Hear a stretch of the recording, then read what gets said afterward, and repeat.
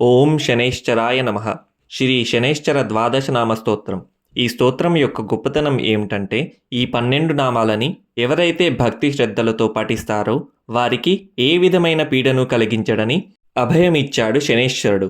అత్యంత శక్తివంతమైన ఈ స్తోత్రాన్ని భక్తితో పారాయణ చేద్దాం. శనైశ్చరః స్వధాకారీ ఛాయాభూః సూర్యనందనః మార్తాండజో యమః సౌరిః పంగుశ్చ గ్రహనాయకః బ్రహ్మణ్యో క్రూరధర్మగ్నో నీలవర్ణో అంజనద్యుతిః ద్వాదశైతాని నామాని త్రిసంధ్యం యః పఠేన్నరః తస్య పీడాం న చైవాహం కరిష్యామి న సంశయః. గోచరే జన్మలగ్నే చ వాపస్వం తర్ధశాసు చ. శనైశ్చరః స్వధాకారీ ఛాయాభూః సూర్యనందనః మార్తాండజో యమః సౌరిః పంగుశ్చ గ్రహనాయకః బ్రహ్మణ్యో క్రూరధర్మగ్నో నీలవర్ణో అంజనద్యుతిః ద్వాదశైతాని నామాని త్రిసంధ్యం యః పఠేన్నరః తస్య పీడాం న చైవాహం కరిష్యామి న సంశయః. గోచరే జన్మలగ్నే చ వాపస్వం తర్ధశాసు చ.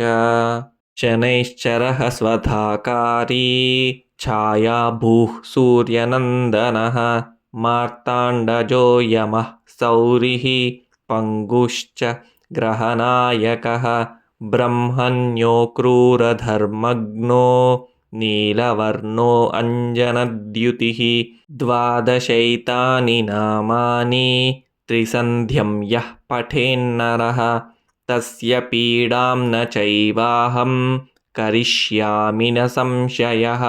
గోచరే జన్మలగ్నే చ వాపస్వం తర్ధశాసు చ. శనైశ్చరః స్వధాకారీ ఛాయాభూః సూర్యనందనః మార్తాండజో యమః సౌరిః పంగుశ్చ గ్రహనాయకః బ్రహ్మణ్యో క్రూరధర్మగ్నో నీలవర్ణో అంజనద్యుతిః ద్వాదశైతాని నామాని త్రిసంధ్యం యః పఠేన్నరః తస్య పీడాం న చైవాహం కరిష్యామి న సంశయః. గోచరే జన్మలగ్నే చ వాపస్వం తర్ధశాసు చ. శనైశ్చరః స్వధాకారీ ఛాయాభూః సూర్యనందనః మార్తాండజో యమః సౌరిః పంగుశ్చ గ్రహనాయకః బ్రహ్మణ్యో క్రూరధర్మగ్నో నీలవర్ణో అంజనద్యుతిః ద్వాదశైతాని నామాని త్రిసంధ్యం యః పఠేన్నరః తస్య పీడాం న చైవాహం కరిష్యామి న సంశయః. గోచరే జన్మలగ్నే చ వాపస్వం తర్ధశాసు చ. శనైశ్చరః స్వధాకారీ ఛాయాభూః సూర్యనందనః మార్తాండజో యమః సౌరిః పంగుశ్చ గ్రహనాయకః బ్రహ్మణ్యో క్రూరధర్మగ్నో నీలవర్ణో అంజనద్యుతిః ద్వాదశైతాని నామాని త్రిసంధ్యం యః పఠేన్నరః తస్య పీడాం న చైవాహం కరిష్యామి న సంశయః. గోచరే జన్మలగ్నే చ వాపస్వం తర్ధశాసు చ. శనైశ్చరః స్వధాకారీ ఛాయాభూః సూర్యనందనః మార్తాండజో యమః సౌరిః పంగుశ్చ గ్రహనాయకః బ్రహ్మణ్యో క్రూరధర్మగ్నో నీలవర్ణో అంజనద్యుతిః ద్వాదశైతాని నామాని త్రిసంధ్యం యః పఠేన్నరః తస్య పీడాం న చైవాహం करिष्यामि न संशयः। गोचरे जन्मलग्ने च वापस्वन्तर्धशासु च। शनैश्चरः स्वधाकारी छायाभूः सूर्यनन्दनः। मार्ताण्डजो यमः सौरिः पङ्गुश्च ग्रहनायकः। ब्रह्मण्यो क्रूरधर्मग्नो नीलवर्णो अञ्जनद्युतिः।